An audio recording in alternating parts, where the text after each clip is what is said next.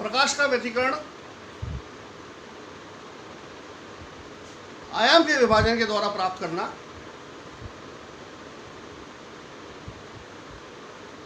आप सोचेंगे तरंगों के आयाम को कैसे विभाजित किया जा सकता है। तो सामान्यतः हम तरंगों के आयाम को विभाजित नहीं करते हैं, हम उसकी तीव्रता को विभाजित करते हैं। और आप जानते हैं तीव्रता आयाम का वर्ग के समानुपाती होती है, इसलिए हम इसे आयाम के विभाजन कहते हैं। किसी भी पृष्ठ से परावर्तन, अवशोषण और पारगमन, ये 3 तरह की घटनाएं हो सकती हैं। आप इसे बड़े आसानी से ऑब्जर्व कर सकते हैं।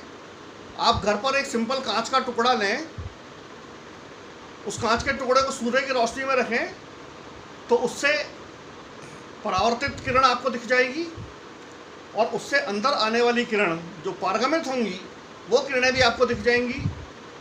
कुछ देर आप उसे धूप में रखा रहने दें तो कांच का टुकड़ा गर्म हो जाता है, वो अवशोषण के कारण होता है।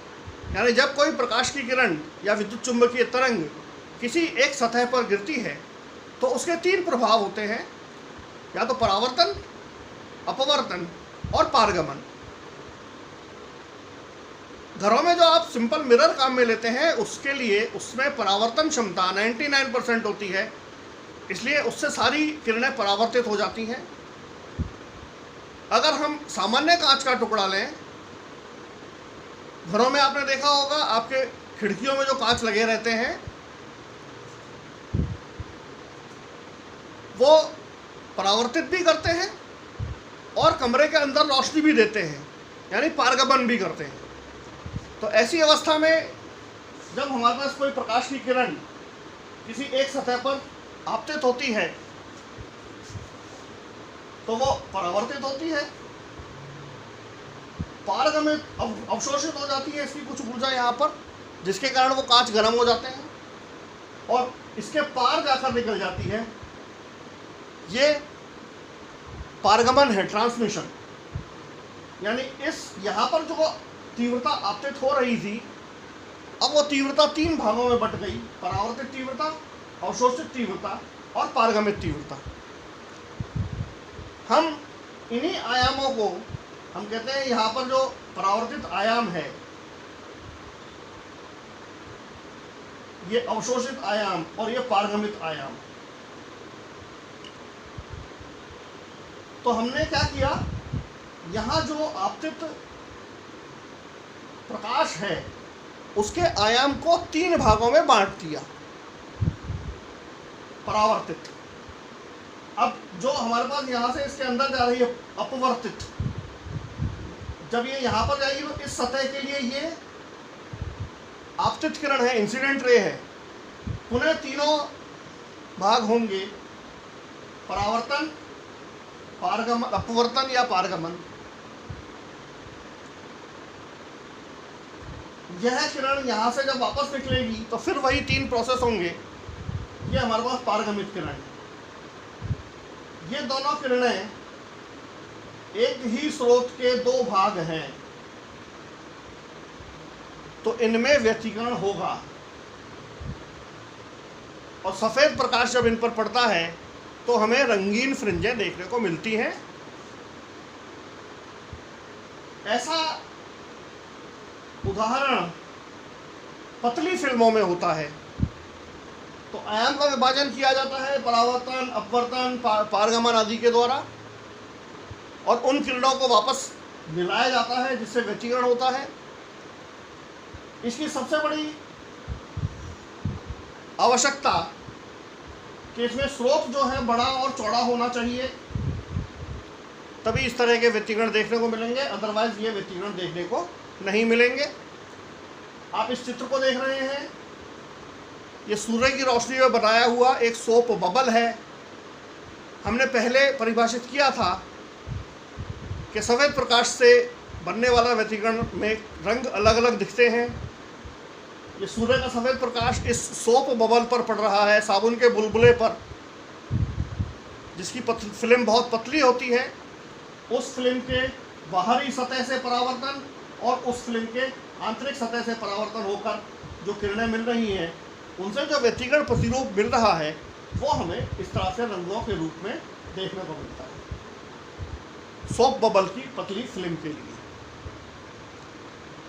जब आप इस तरह की सरफेसेस के लिए बात करेंगे, जब हम अपवर्तन की बात करते हैं या परावर्तन की बात करते हैं, तो परावर्तन में एक बहुत महत्वपूर्ण अवस्था आती है कि जब किसी डेंसर मीडियम या सघन माध्यम की सतह से परावर्तन होगा तो क्या होगा।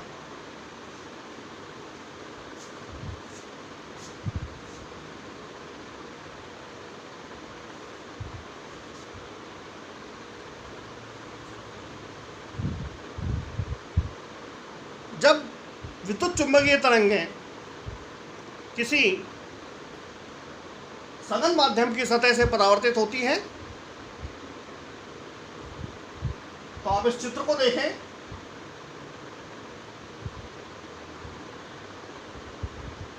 इस तरंग का संग यहां पर आ रहा है और परावर्तन हो रहा है इसका गर्त।